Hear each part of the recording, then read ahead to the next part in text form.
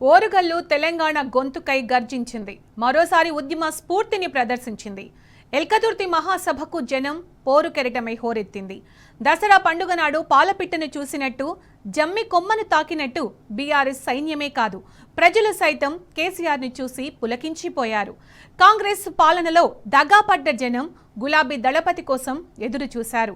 మళ్లీ బీఆర్ఎస్ అధికారంలోకి వస్తుంది, ప్రజల పరిరక్షణకు పునరంకితం అవుతుందన్న కేసీఆర్ మాటలను చెవిలొగ్గి విన్నారు. సమయం వచ్చినప్పుడల్లా సందర్భానుసారంగా ప్రతిస్పందించారు.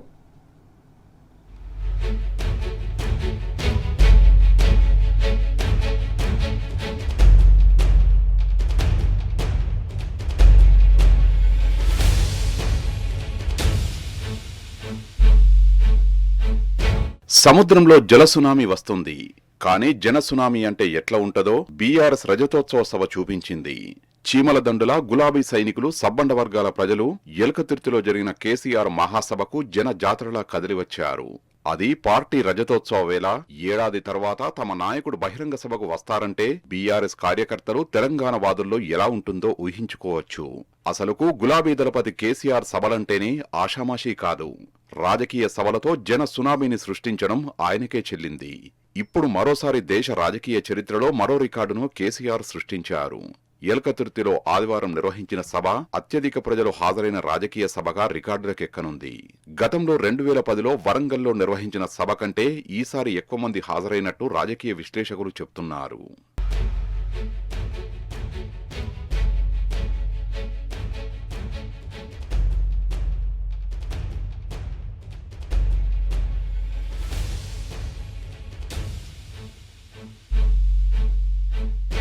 సబ్బండ వర్గాల ప్రజలు భారీ ఎత్తున కేసీఆర్ మహాసభకు పోటెత్తారు. సభా ప్రాంగణంతో పాటు ఎల్కతుర్తికి వచ్చే రహదారులన్నీ జనంతో కిక్కిరిసిపోయాయి. ప్రజలు భారీగా వచ్చేయడంతో వేదిక నిర్వాహకులు కేసీఆర్ కు సమాచారమిచ్చారు. దీంతో ఆయన తొలుత అనుకున్న సమయానికి ముందే బయలుదేరి సభకు వచ్చారు. ఇంకా జనం ట్రాఫిక్ లోనే చిక్కుకున్నారని వేదికపై నుంచి మాజీ మంత్రి ఎర్రబెల్లి ప్రకటించారు.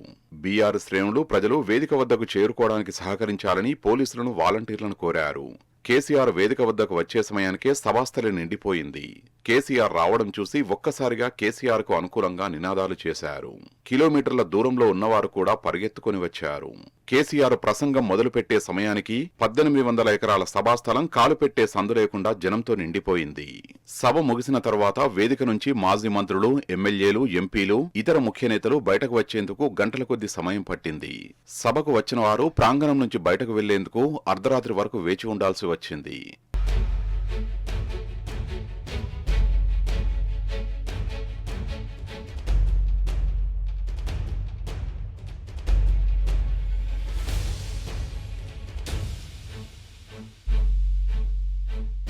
ఎల్కతుర్తి సభకు భారీగా తరలివచ్చిన అశేష జనవాహిని చూసి గులాబీ అధినేత కేసీఆర్ ఉద్విగ్నభరితులయ్యారు.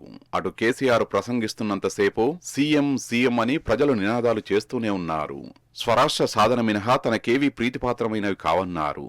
అదే తనకు 1000 జన్మల పుణ్యఫలమని అన్నప్పుడు ఒకంత గద్గద స్వరంతో ఉన్నా గడిచిన 17 నెలలుగా తెలంగాణకు జరుగుతున్న అన్యాయంపై ఉగ్రరూపం దాల్చారు. కాంగ్రెస్, బీజేపీలపై సింహగర్జన చేశారు. కాంగ్రెస్ పార్టీ తెలంగాణకు చేస్తున్న మోసాన్ని, ద్రోహాన్ని చీల్చి చెండాడారు. ఎట్లున్న తెలంగాణ ఎట్లయిపాయనని ఆవేదన చెందారు. అటు కేసీఆర్ ఎక్కడున్నారంటూ కాంగ్రెస్ చేస్తున్న వ్యాఖ్యలకు ఆయన ధీటుగా సమాధానం చెప్పారు. ప్రభుత్వం అధికారంలోకి వచ్చిన కొత్తలో ఏమీ మాట్లాడొద్దని, కొంతకాలం ఓపిక పట్టామని, ఇకపై సహించేది లేదన్నారు. ఇక జనంలోకి వస్తానని తేల్చి చెప్పారు. దీంతో కేసీఆర్ ఇన్నాళ్లుగా ఎందుకు మౌనంగా ఉన్నారన్న ప్రశ్నకు కూడా సమాధానం ఇచ్చినట్టయింది. మరోవైపు బీజేపీపై ఆయన తనదైన శైలిలో విరుచుకుపడ్డప్పుడు జనం నుంచి అదే స్పందన వచ్చింది. రెట్టించిన ఉత్సాహంతో మళ్లీ బీఆర్ఎస్ అధికారంలోకి వస్తుందని అభయమిచ్చారు. ప్రజలెవరూ ఆందోళన చెందవద్దని, అన్ని విధాలుగా రాష్ట్రాన్ని బాగు చేసుకుందామని భరోసా ఇచ్చారు. తెలంగాణ ప్రజల పరిరక్షణకు బీఆర్ఎస్ పునరంకితమవుతుందని పోరాట ప్రతిజ్ఞ చేశారు కేసీఆర్. ఇక సోషల్ మీడియా వారియర్స్ పై కేసులు పెడతారా అని కేసీఆర్ నిలదీస్తున్నప్పుడు సభా ప్రాంగణం దద్దరిల్లిపోయింది. డైరీలో రాసిపెట్టుకుంటామని కేసీఆర్ చెప్పగానే రాసిపెట్టుకోవాలని జనం నినదించారు. ఇయాల మనం కూడా సభ పెట్టుకుంటే ఎన్ని అడ్డంకులు, దానికి ప్రైవేట్ స్కూళ్ళు బస్సులు ఇస్తే వాళ్ళకు నోటీసులు ఇవ్వడం, అడుగడుగున ఆర్టీఏ అధికారులను పెట్టి, పోలీసులను పెట్టి ట్రాఫిక్లు జామ్ చేయడం, ఇప్పుడు కూడా సభకు రావాల్సిన వాళ్ళు 1,50,000 మంది బయటనే ఆగిపోయింది. ఇటు హనుమకొండ దిక్కు, అటు హుజరాబాద్ దిక్కు, ఇటు సిద్దిపేట దిక్కు 3 రోడ్ల మీద కూడా జాములున్నాయి. నేను అడిగిన నాయకులు ఏందే అంటే ఇబ్బంది అవుతుంది సార్, రానిత్తలేరు, మధ్యలో ఇబ్బందులు కలిగిస్తున్నారు, కొన్ని లారీలు తెచ్చి అడ్డం పెట్టాను పనికిమాలని అని చెప్పి జామ్ అయిపోయి అక్కడనే ఆగిపోయింది. ఇన్ని అడ్డంకులు ఇంత కడుపు బా ఆపుతారా? బీఆర్ఎస్ సభలను ఆపుతారా? ఈ ప్రపంచనాన్ని ఎవడాపుతాడు? ఆగబడితే ఆగుతుందా? ఇంత అన్యాయం జరుగుతుంటే చూడలేక సోషల్ మీడియాలో పనిచేసే తెలంగాణ బిడ్డలు ఇది ఏమన్యాయమే ఎట్లా అని చెప్పి ప్రభుత్వాన్ని ప్రశ్నిస్తూ ఉన్నారు, ప్రజలకు మద్దతుగా నిలబడతా ఉన్నారు. వాళ్ళ మీద కేసులు, వాళ్ళని పట్టుకపోవడు. పోలీస్ సోదరులను నేను అడుగుతా ఉన్నా, మీరెందుకు దునుకులాడుతుండ్రే? పోలీసు మిత్రులారా, ఇవాళ పోయి రాత్రి మీ డైరీలలో రాసుకోండి, 100కు 100% ఇలా తెలంగాణ చెలరేగిన పరిస్థితికి మళ్ళా వచ్చేది బీఆర్ఎస్ గవర్నమెంటే. అది ఎవడు కూడా ఆపలేడు. అది ఎవరి తరం కాదు, ఎవరి వశం కాదు. సాధారణంగా ఎన్నికలప్పుడు సభలు పెట్టడం రాజకీయ పార్టీలకు రివాజు.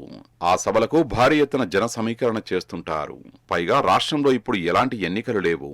పైగా నడి వేసవి, ఎండలు 40 డిగ్రీలను తాకుతున్నాయి. ఇలాంటి పరిస్థితుల్లో కార్యకర్తలే కాకుండా భారీ ఎత్తున జనం స్వచ్ఛందంగా కదిలివచ్చారు. తెలంగాణ ఉద్యమ సమయంలో పోరాటం పట్ల ఉన్న నిబద్ధత, ఆకర్షణ, సంఘీభావం తెలపాలన్న లక్ష్యంతో ఎక్కడ సభలు పెట్టినా వచ్చేవారు. కానీ ఇది ఉద్యమ సందర్భం కూడా కాదు. అయినా లక్షలాదిగా పోటెత్తారు. 2010లో వరంగల్లో నిర్వహించిన సభ కంటే ఈసారి ఎక్కువ మంది హాజరైనట్టు రాజకీయ విశ్లేషకులు చెప్పడం గమనార్హం. ఇది కేసీఆర్ పై ప్రజలకు ఉన్న క్రేజ్ కు, బీఆర్ఎస్ పార్టీపై ఉన్న అభిమానానికి నిదర్శనం.